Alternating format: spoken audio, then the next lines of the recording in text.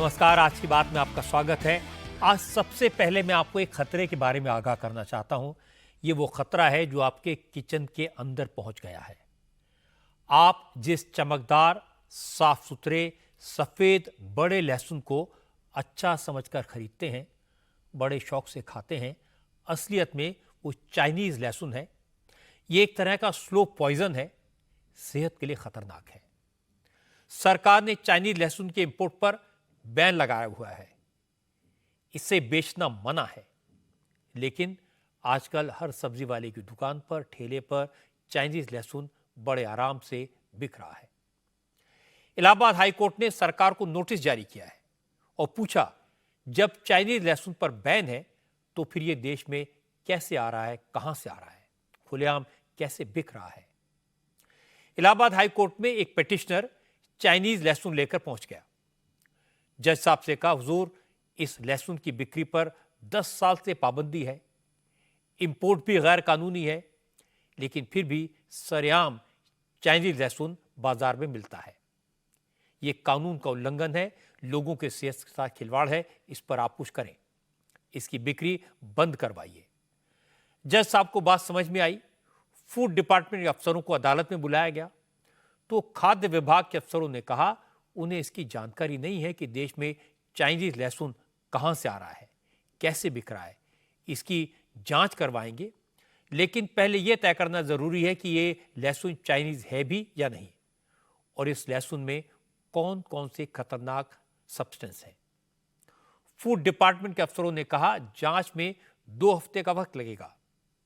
Court ने time तो दे दिया, लेकिन यह निर्देश भी दिया कि सरकार लोगों को चाइनीज लहसुन के खतरों से आगाह करे, सावधान करे, एक हेल्पलाइन नंबर जारी करे, व्हाट्सएप नंबर जारी करे, जिस पर फोन करके, मैसेज करके लोग इसकी शिकायत कर सकें कि चाइनीज लहसुन कहां कहां बिक रहा है।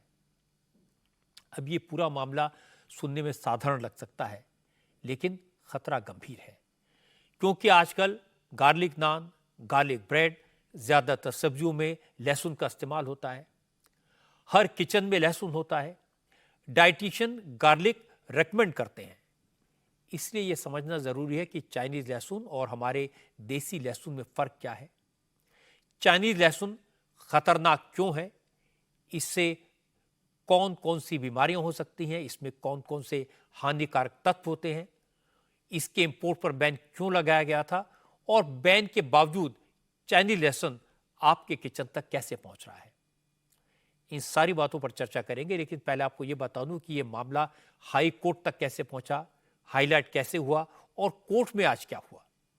असल में इलाहाबाद हाई कोर्ट में एक पब्लिक इंटरेस्ट लिटिगेशन PIL दायर की गई है। पिटिशनर मोतीलाल यादव आधा किलो चाइनीज लहसुन लेकर कोर्ट में पहुंचे।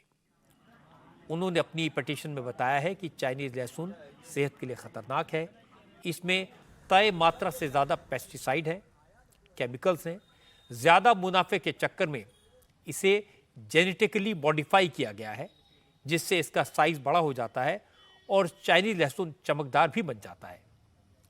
पिटिशनर ने कोर्ट को बताया कि चाइना से जो लहसुन देश में आ रहा है उसमें एक फंगस भी है जो लोगों के लिए स्लो पॉइजन का काम करता है। इसलिए कोर्ट को सरकार से पूछना चाहिए कि बैन के बावजूद चाइनीज लहसुन देश में कैसे पहुंच रहा है, कैसे बिक रहा है, और इस मामले की जांच CBI से करानी चाहिए। कोर्ट ने मामले को गंभीरता से लिया। यूपी सरकार के food safety and drug administration की लैब के चीफ ऑफिसर को कोर्ट में तलब किया गया। सुनवाई के दौरान जस्टिस राजन रॉय और जस्टिस OP शुक्ला की बेंच ने केंद्र सरकार को नोटिस जारी किया है और यूपी सरकार को हेल्पलाइन नंबर जारी करने का आदेश दिया, जिस पर आम लोग बाजार में बिक रहे चाइनीज लहसुन की शिकायत कर सके। उस चाइनीज लहसुन को की जांच के लिए वो चाइनीज लहसुन जो है वो लेबोरेटरी अफसर को दे दिया गया है। लेबोरेटरी अफसर ने 14 दिन का समय मांगा है कि इसकी जांच पड़ताल में 14 दिन लगेंगे, उसके बाद हम रिपोर्ट कोर्ट में सबमिट करेंगे। कोर्ट ने यह भी ऑब्जर्वेशन दिया है डिस्ट्रिक्ट मजिस्ट्रेट लखनऊ को कि वो एक हेल्पलाइन नंबर जारी करें और एक कमेटी कॉन्स्टिट्यूट करें जो इस तरीके के चाइनीज लहसुन जहाँ जहाँ भी बिक रहे हैं उसको सीज किया जाए।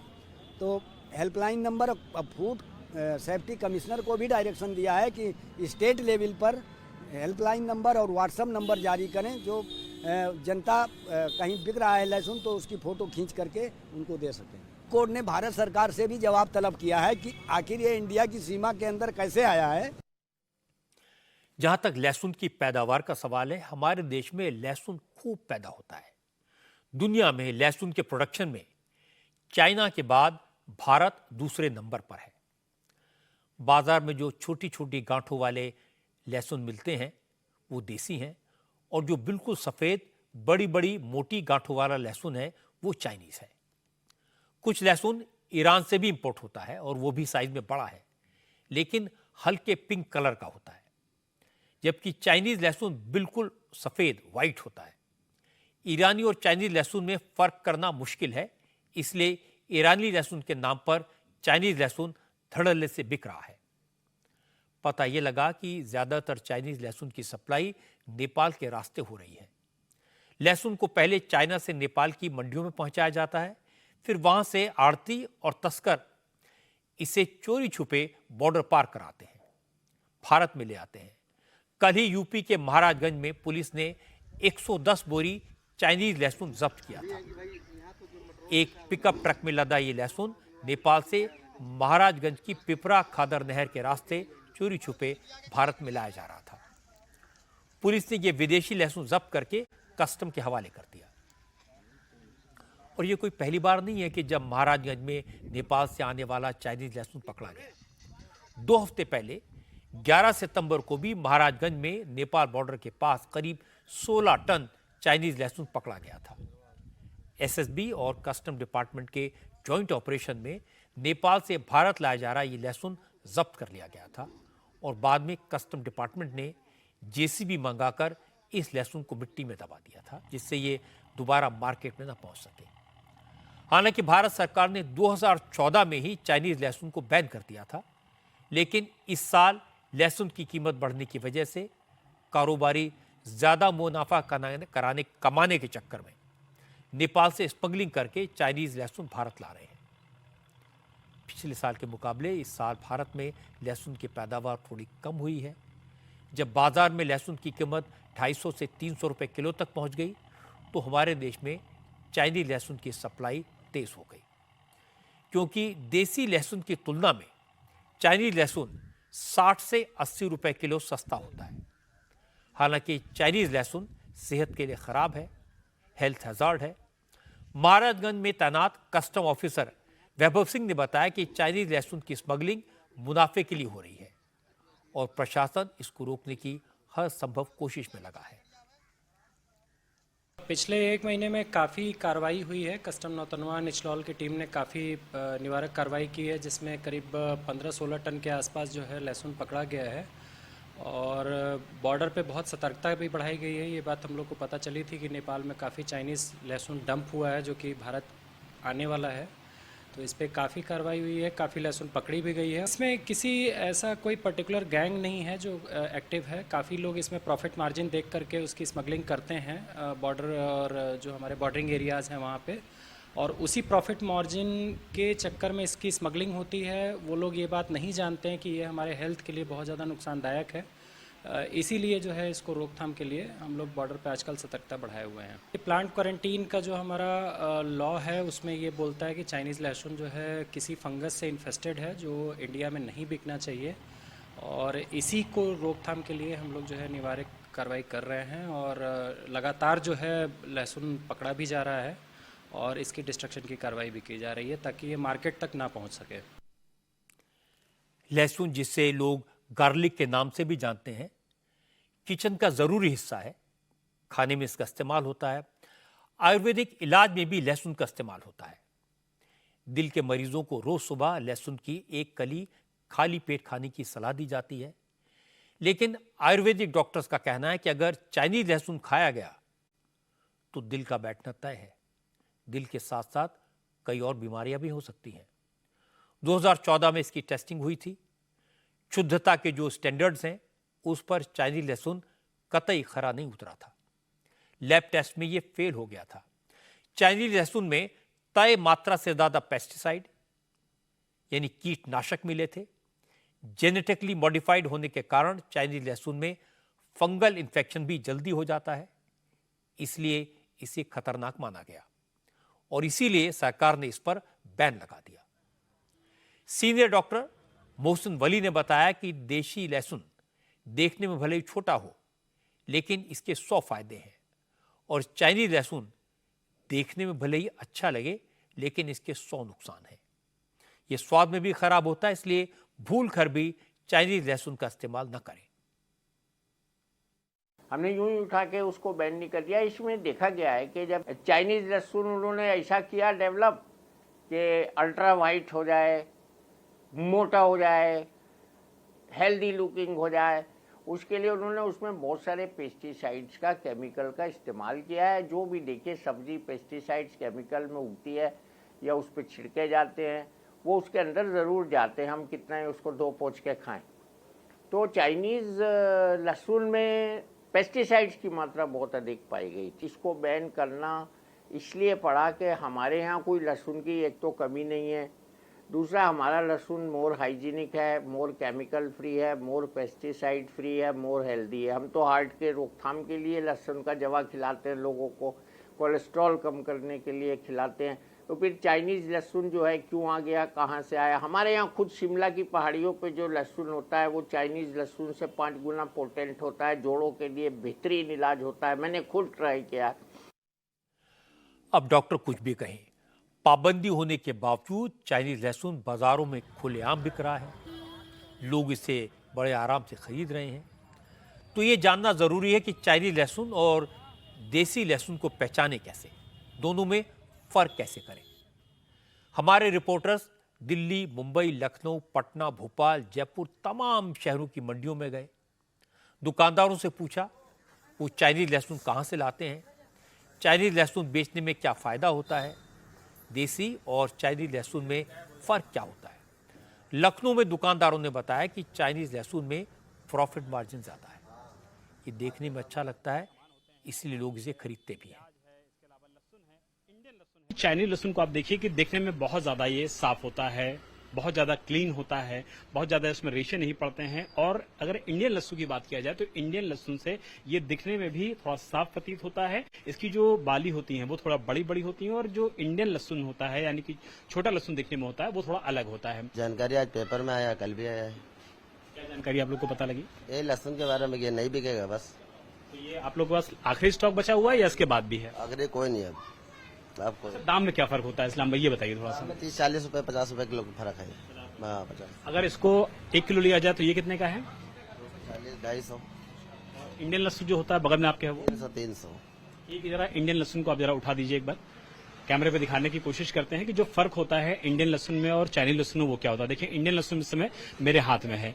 इंडियन लहसुन आपको थोड़ा छोटा नजर आएगा, हल्का सा इसमें जो कलर है वो बहुत ज्यादा सफेद नजर नहीं आएगा। ये इस्लाम भाई इतना ही बचा है या और भी बीमार? बस खत्म।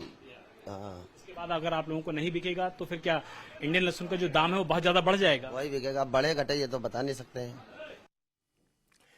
देश में हर साल करीब 32 लाख टन लहसुन की पैदावार होती है।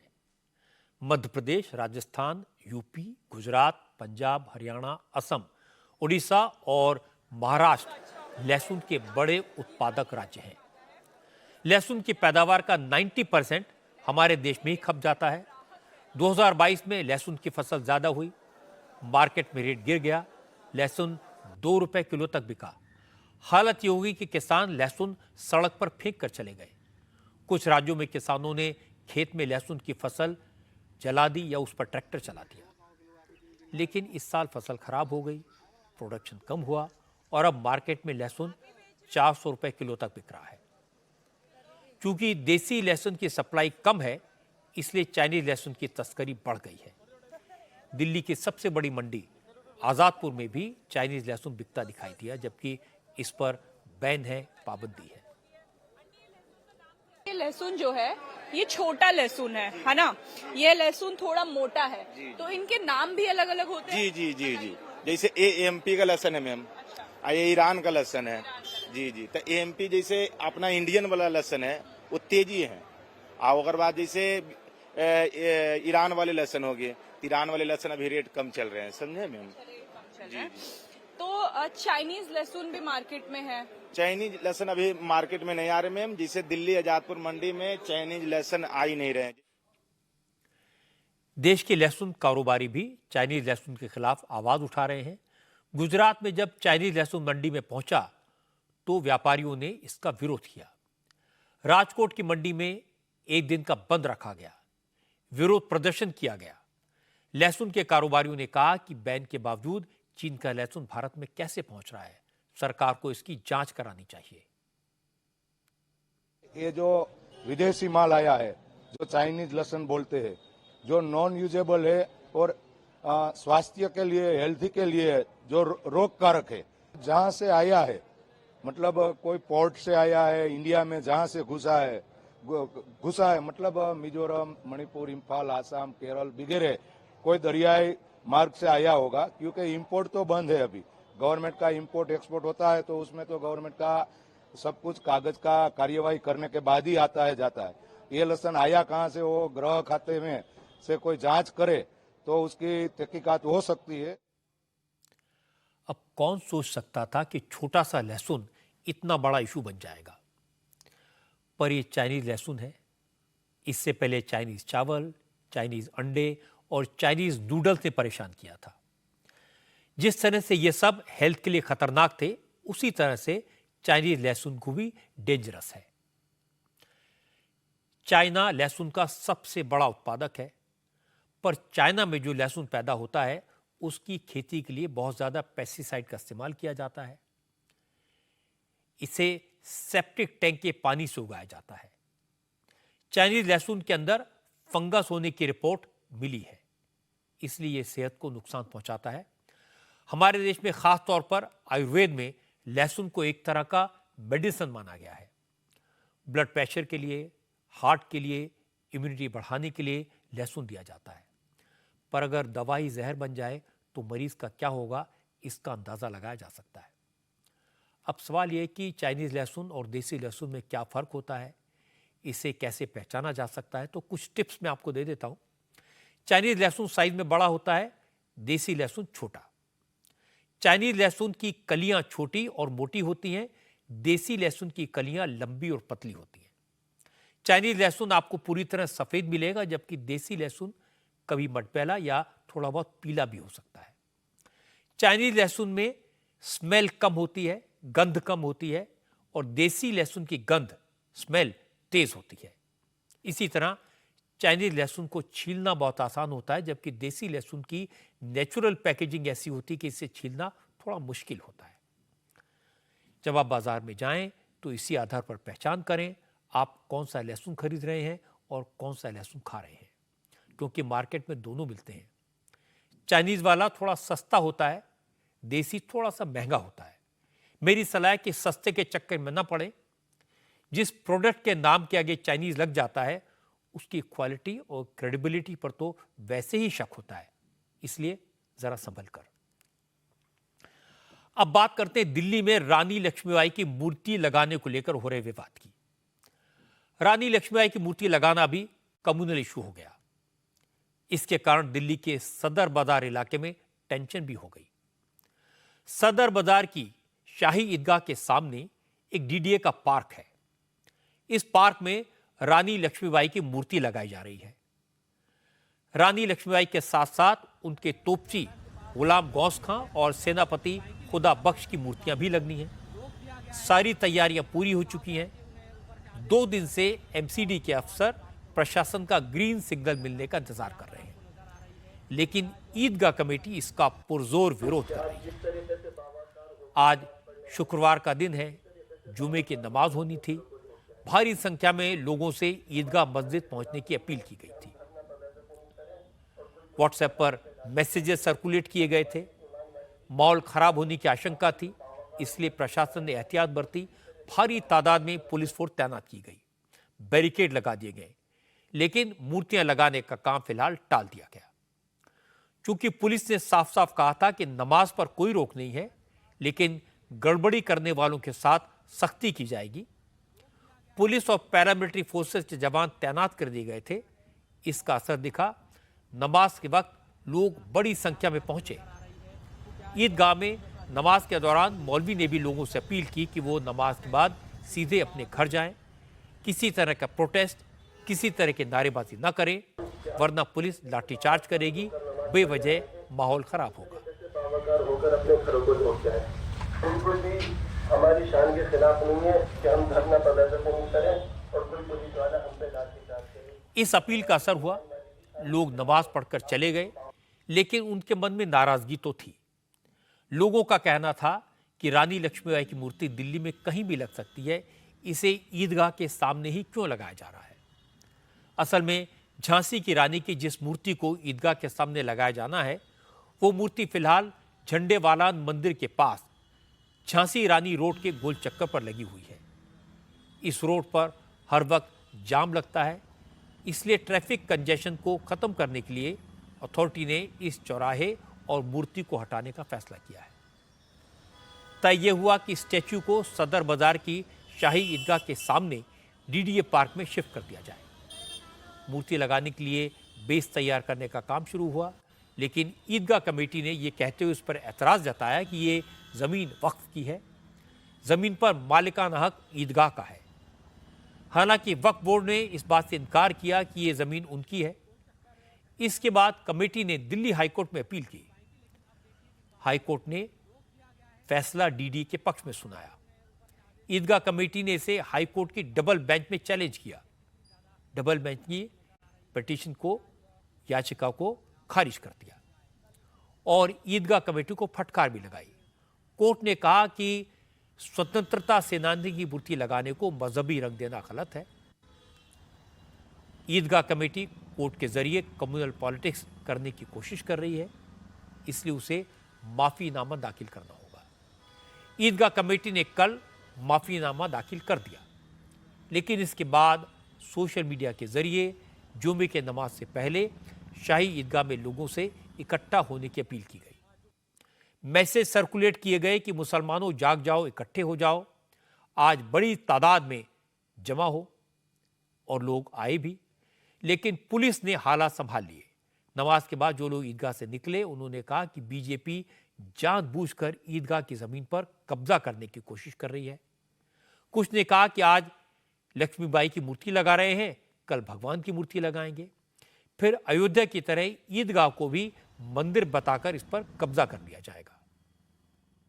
जहाँ पे प्रतिमा वहीं रहने दो ना, क्यों उनको यहाँ से वहाँ शिफ्ट कर रहे हो? सही बात। ईदगाह की जमीन है, अब वहाँ से आज वो फोटो लगाएंगे, कल को अचानक वहाँ पे मूर्ति मिल जाएगी, फिर मंदिर बना देंगे। बाबरी मस्जिद में भी तो यही हुआ था। और भी तो जगह है, पार्क है, दूसरी जगह वहाँ पे शिफ्ट करो। यहाँ पे उस चीज की डिमांड नहीं है, मांग नहीं है, तो क्यों कर रहे हो? पब्लिक को जो रह रहा है उससे तो पूछो, राय तो लो। अचानक ही उसको हर चीज थोप देना। हम इबादत करते हैं, यहाँ पे इतनी सारी फोर्स लगा रखे हैं, ये थोड़ी ना हम किसी भी नमाज पढ़ने आया, कोई प्रदूषण कोई कुछ नहीं हुआ है, सब आराम से नमाज पढ़ने आया, नमाज पढ़ के जा रहा है। उसको समझना चाहिए कि ये सब नहीं होना चाहिए। मुस्लिम समाज के लोगों ने बीजेपी पर निशाना साधा, सवाल पूछे, तो इसलिए बीजेपी की तरफ से रिएक्शन आया। गिरिराज सिंह ने ट्वीट किया और कहा कि भारत में लक्ष्मीबाई की मूर्ति नहीं लगेगी तो क्या औरंगजेब की मूर्ति लगेगी। विश्व हिंदू परिषद के प्रवक्ता विनोद शर्मा ने इस विवाद के जरिए वक्फ अमेंडमेंट बिल की हिमायत कर दी। आम आदमी पार्टी भी इस मामले में बीजेपी को घेरने में लग गई। संजय सिंह ने कहा कि झंडेवालान में आरएसएस का दफ्तर है, ट्रैफिक के चक्कर में आरएसएस के नेताओं को दिक्कत होती है, इसलिए रानी लक्ष्मीबाई की मूर्ति को शिफ्ट करने की प्लानिंग हुई है। और इसके बाद दिल्ली बीजेपी के अध्यक्ष वीरेंद्र सचदेव ने कहा, ईदगाह के सामने डीडीए पार्क में रानी लक्ष्मीबाई की मूर्ति लगाने का फैसला दिल्ली सरकार का है। और यह फैसला उस वक्त हुआ जब अरविंद केजरीवाल मुख्यमंत्री थे। वीरेंद्र सचदेवा ने कहा, डीडीए के पार्क में सिर्फ रानी लक्ष्मीबाई नहीं, उनके 2 सिपह सालारों खुदा बख्श और गौस मोहम्मद की मूर्तियां भी लगाई जाएंगी। उन कट्टरपंथियों को वो सच दिखाना चाहता हूं जिनका अंदाजा उनको है नहीं। जिन लोगों ने रानी लक्ष्मीबाई की लड़ाई में, स्वतंत्रता की लड़ाई में, देश की लड़ाई में अपने प्राण न्यौछावर किए, वो सब इस्लाम धर्म के लोग थे। ऐसे ही 2 योद्धा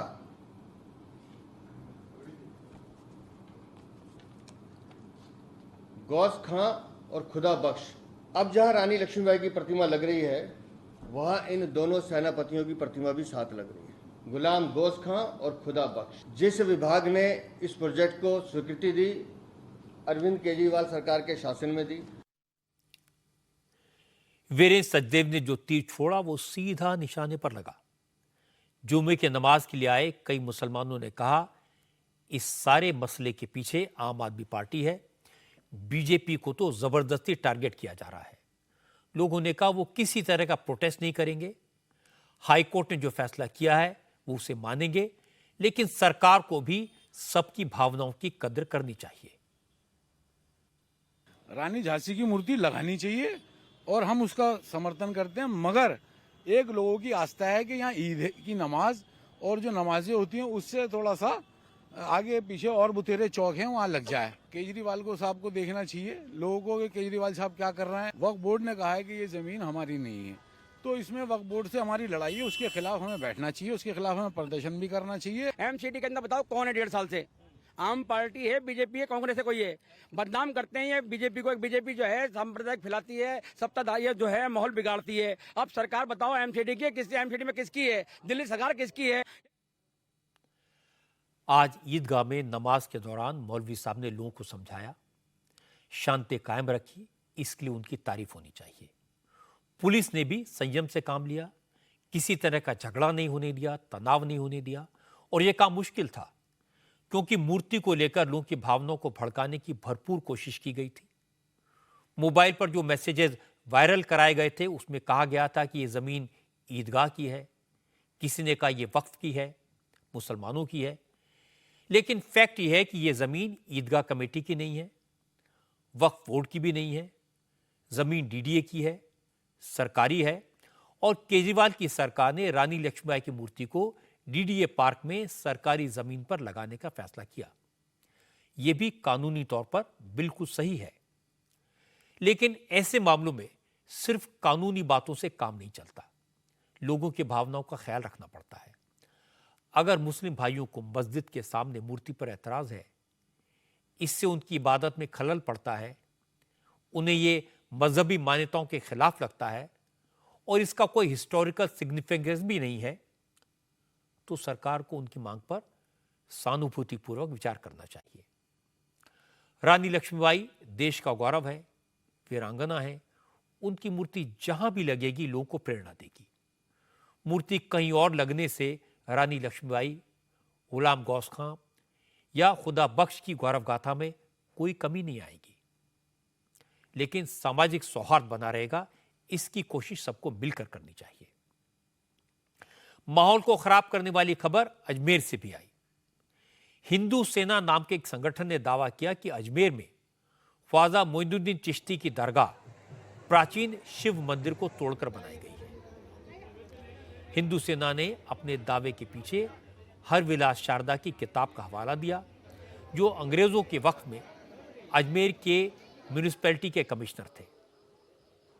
हरविलास शारदा की किताब में लिखा है कि अजमेर में जिस जगह पर अभी ख्वाजा की दरगाह है, वहां पहले संकट मोचन महादेव मंदिर हुआ करता था। मोहम्मद गौरी के शासनकाल में शिव मंदिर को तोड़कर दरगाह बना दी गई। हिंदू सेना ने इसी किताब का हवाला देकर अजमेर की लोकल कोर्ट में एक सिविल सूट फाइल कर दिया। कोर्ट से दरगाह में हिंदुओं को पूजा का अधिकार देने और आर्कियोलॉजिकल सर्वे ऑफ इंडिया से दरगाह का सर्वे कराने की मांग की। हालांकि सिविल जज की कोर्ट ने कहा यह मामला उनके अधिकार क्षेत्र में नहीं आता, इसलिए हिंदू सेना को अपर कोर्ट में जाना चाहिए। हिंदू सेना के अध्यक्ष विष्णु गुप्ता ने कहा वो सच को उजागर करके रहेंगे और सुप्रीम कोर्ट तक जाएंगे। अजमेर डिस्ट्रिक्ट न्यायालय में अजमेर जो दरगाह है उसको लेके एक बात दायर किया है। उस बात में हमने साफ लिखा है कि जो अजमेर दरगाह है वो महादेव का मंदिर है, वो महादेव का मंदिर है, और वो मंदिर को तोड़ के, हिंदू मंदिर को तोड़ के, जैन मंदिर को तोड़ के वहाँ पे चिश्ती की दरगाह बनाई गई है।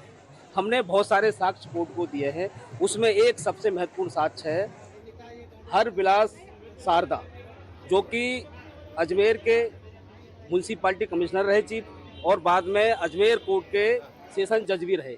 उन्होंने अपनी एक बुक लिखी है। उस बुक में बहुत सारे विस्तार से बताया है कि अजमेर जो दरगाह का जो स्ट्रक्चर है वो हिंदू मंदिर और जैन मंदिर तोड़े गए स्ट्रक्चर से बना है। जैसा कि अंदर जाओगे, जो जिसको दरवाजा बताया जा रहा, बुलंद दरवाजा बताया जा रहा, उसके आप देखोगे, जांच होगी, सर्वे होगा तो सब कुछ सामने आएगा। वो कि हिंदू मंदिर के ही स्ट्रक्चर हैं, अवशेष हैं, जिससे तोड़ के वो स्ट्रक्चर बनाया गया है। ख्वाजा की दरगाह पर सवाल उठे तो खलबली मची। असदुद्दीन ओवैसी ने माइनॉरिटीज अफेयर्स मिनिस्टर किरण रिजिजू से पूछा कि अब सरकार बताए ख्वाजा मोइनुद्दीन चिश्ती की दरगाह को लेकर जो दावा किया जा रहा है उस पर सरकार का क्या स्टैंड है। ओवैसी ने कहा सरकार 1955 के दरगाह ख्वाजा साहब एक्ट और 1991 के प्लेसेस ऑफ वर्शिप एक्ट के साथ है या नहीं है। ओवैसी ने कहा कि वक्फ बिल आने के बाद हमारी इबादतगाहों पर इसी तरह के हमले और बढ़ेंगे। कांग्रेस के एमपी इमरान मसूद ने भी यही बात कही और इसके बाद ख्वाजा की दरगाह के खादिम, दरगाह के दीवान के उत्तराधिकारी और अंजुमन कमेटी ने ऑब्जेक्शन किया। सैयद नसीरुद्दीन चिश्ती ने कहा जिस जगह पर सैकड़ों सालों से हर धर्म के लोग सजदा करने आते हैं उस पाक जगह पर विवाद खड़ा करने का मकसद सिर्फ और सिर्फ सियासी है। इसका सबको मिलकर विरोध करना चाहिए। किसी भी तारीख में, किसी भी इतिहास की पुस्तक में इसका कहीं जिक्र नहीं है कि यहाँ पर किसी किस्म से भी मंदिर हो या किसी किस्म की पूजा पाठ रही हो। दरगाह के अतराफ में, दरगाह जो 13 बीघा की एक भूमि है, दरगाह एंडोमेंट, उसके अंदर किसी किस्म से आज तक किसी इतिहास की बुक में नहीं है। और जिस एक सिंगल बुक का हवाला दिया जा रहा है, अजमेर हिस्टोरिकल एंड डिस्क्रिप्टिव, जो हरबिलास शारदा जी के द्वारा लिखी हुई गई थी, उसकी कोई ऑथेंटिसिटी नहीं है। अगर ऐसा होता तो इतने इतिहासकार गुजरे हैं, इतनी तारीखी किताबें ख्वाजा साहब के ऊपर लिखी गई हैं, किसी में तो इसका जिक्र होता। हम इसको सिरे से कंडेम करते हैं। जिन झूठे तथ्यों पे, मनगढ़ंत इतिहास पे ये दावा पेश किया गया है, इसको पूरी मजबूती के साथ लड़ा जाएगा, इसकी सामना किया जाएगा और इंशाअल्लाह ताला इस दावे को खारिज कराया जाएगा। अजमेर शरीफ दरगाह के खादिम और अंजुमन कमेटी के सेक्रेटरी सैयद सरवर चिश्ती ने भी हिंदू सेना के दावे को मुसलमानों को परेशान करने की नई कोशिश करार दिया।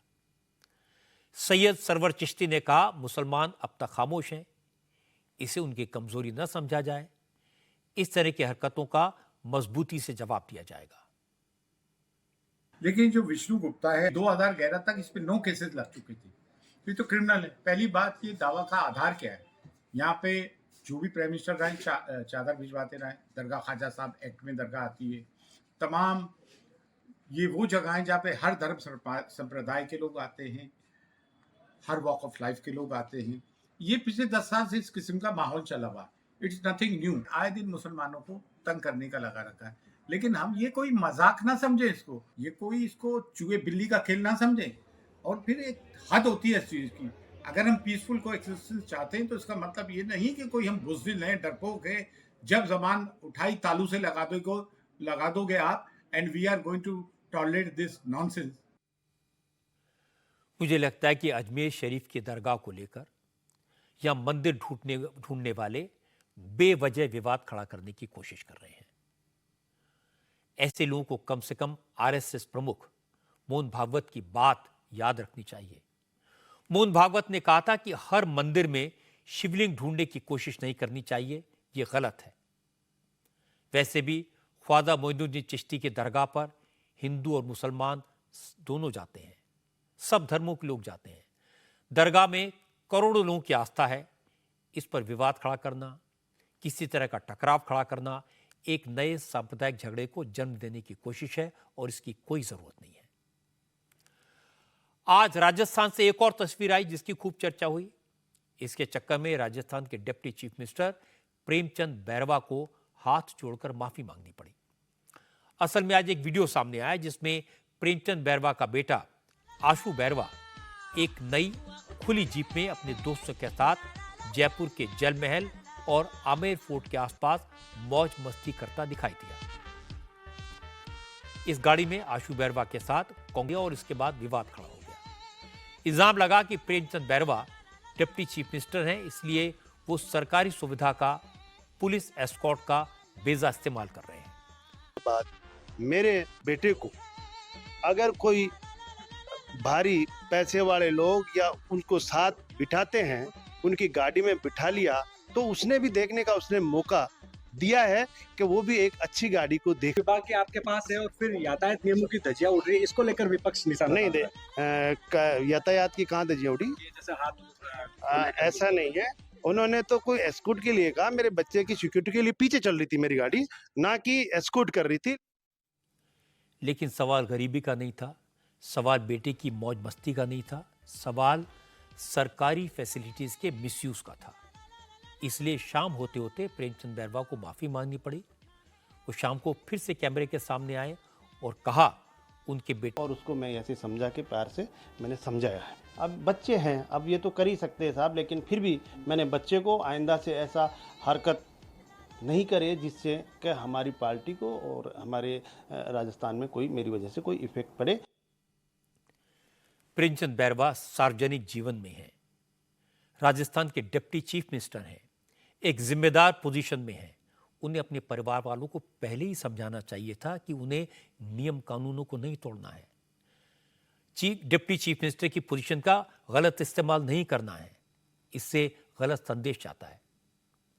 प्रेमचंद बैरवा का बेटा नाबालिग है और वो गाड़ी ड्राइव कर रहा था, ये भी कानून के खिलाफ है। पुलिस उसे एस्कॉर्ट कर रही थी, ये और भी बड़ी गलती है। इसलिए बेहतर होता कि प्रेमचंद बैरवा बेटे का बचाव न करते। खैर, अच्छी बात यह कि उन्होंने बाद में अपनी गलती मान ली, जनता से माफी मांग ली, इसलिए इस विवाद को अब यहीं खत्म कर देना चाहिए। अब बात करते हैं जम्मू कश्मीर की। जम्मू कश्मीर में तीसरे फेज की वोटिंग से पहले आज योगी आदित्यनाथ ने उधमपुर और कठुआ में 2 जगह पब्लिक मीटिंग्स की। दोनों ही रैलियों में योगी ने अखंड भारत की बात की। योगी ने कहा कि अटल बिहारी वाजपेयी ने जिस अखंड भारत का सपना देखा था, वो अखंड भारत बनने का वक्त करीब आ गया है। सिंधु का जल भी भारत का होगा, झेलम और चनाब भी भारत की जमीन को सींचेंगी और पाकिस्तान बूंद बूंद पानी के लिए तरसेगा। पाकिस्तान प्रस्त आतंकी जो ये जानते हैं कि अगर उन्होंने भारत के अंदर अब कहीं आतंकवाद को भड़काने का काम किया, आतंकवाद को पनपाने का काम किया या आतंकी गतिविधियों को कहीं न कहीं किसी भी रूप में उसे आगे बढ़ाने का प्रयास किया, तो उनकी दुर्गति क्या होने वाली है। आतंकवादियों की वो दुर्गति करेंगे, न उन्हें ढकने के लिए कफन ही मिलने वाला है और न दफनाने के लिए 2 गज जमीन ही प्राप्त होने वाली है। बहनों और भाइयों, भारत सरकार ने भी घोषणा की है, पाकिस्तान को 2 टुक कहा है कि आतंकवाद और सिंधु नदी का जल प्रवाह साथ साथ नहीं चल सकते। अभी तक तो पाकिस्तान के हाथों में इन 75 वर्षों में कटोरा आया है, अब एक एक बूंद पानी के लिए तरसेंगे लोग, एक एक बूंद पानी के लिए तरसने वाले हैं।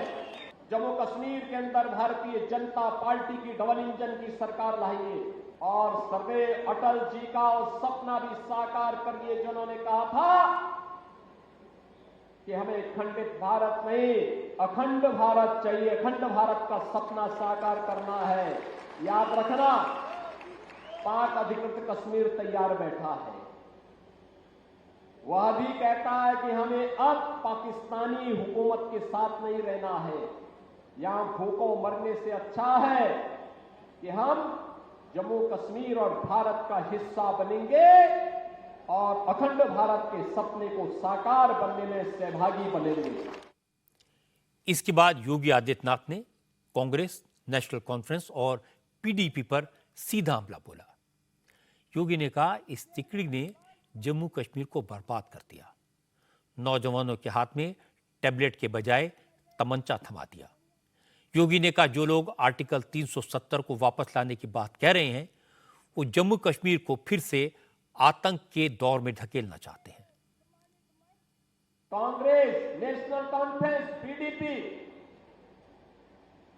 इन तीनों की तिगड़ी, ये तिकड़मबाज है, यहां के भ्रष्टाचार को पनपाने वाली। यहाँ अराजकता को पनपाने वाली और यहाँ पे अपने स्वार्थ के लिए आतंकवाद को पनपाने वाली कांग्रेस, नेशनल कॉन्फ्रेंस और पीडीपी ने यहाँ के नौजवानों के हाथों में टैबलेट नहीं दिया, तमंचा पकड़ाया था, तमंचा पकड़वाने का काम कराया था। जो लोग कहते हैं कि हमारी सरकार अगर आती है तो 370 हम फिर से वापस लाएंगे, यानी 370 को वापस लाने का मतलब आतंकवाद के पुराने दौर को, परिवारवाद के और भ्रष्टाचार के पुराने दौर को जम्मू कश्मीर पर फिर थोपने का एक कुत्सित प्रयास। हम कहते हैं अब तुम्हें कभी वापस नहीं आना है, जितना लूट लिया है बहुत है, अब तो जनता जनार्दन इन तीनों की तिकड़मबाजी तिगड़ी को विदा करने के लिए संकल्प ले चुकी है। अब मैं आपको इस मसले का दूसरा पक्ष सुनवाता हूं। उमर अब्दुल्ला ने जम्मू की रैली में योगी को जवाब दिया। उमर ने कहा, बीजेपी के लोग सिर्फ जम्मू कश्मीर के लोगों को डरा धमकाकर वोट लेना चाहते हैं। बीजेपी के लीडर्स हर रैली में 3 खानदानों की बात करते हैं, 3 पार्टियों की बात करते हैं। उमर अब्दुल्ला ने कहा कि बीजेपी के नेताओं को इधर उधर की बातें करने के बजाय ये बताना चाहिए कि पिछले कुछ साल में जम्मू में आतंकी घटनाएं क्यों बढ़ गई, इसके लिए कौन जिम्मेदार है। आज इन बीजेपी वालों के तरफ से मां सिवाय लोगों को डरा के और धमका के वोट हासिल करना और कुछ नहीं आता है। मैं थक गया हूं ना अब इनकी तकरीरें सुन के। मैं तो कहता हूं ना बंबई से कोई और लाओ ना ये स्क्रिप्ट लिखने वाला जो आपको नए डायलॉग दे दे, क्योंकि वही पुरानी लाइन है। अब आप देखें 28 तारीख को वजीर आजम साहब यहाँ जम्मू में तकरीर करेंगे। आप मान के चलिए कि 3 खानदानों की बात होगी, 3 पार्टियों की बात होगी। ये कहा जाएगा कि इन 3 खानदानों ने जम्मू कश्मीर को तबाह किया है। अगर ये लोग आए तो यहाँ आतंकवाद फैल जाएगा। मैं वजीर आजम साहब से पूछता हूँ, जो 2-2.5 साल से जम्मू में आतंकवाद फैला हुआ है, ये किसकी बदौलत, ये किसका कसूर? सिर्फ और सिर्फ मजहब के बुनियाद पे ये लोगों को तकसीम करने के लिए निकले हुए हैं, और कुछ नहीं। इनको और कुछ नहीं आता।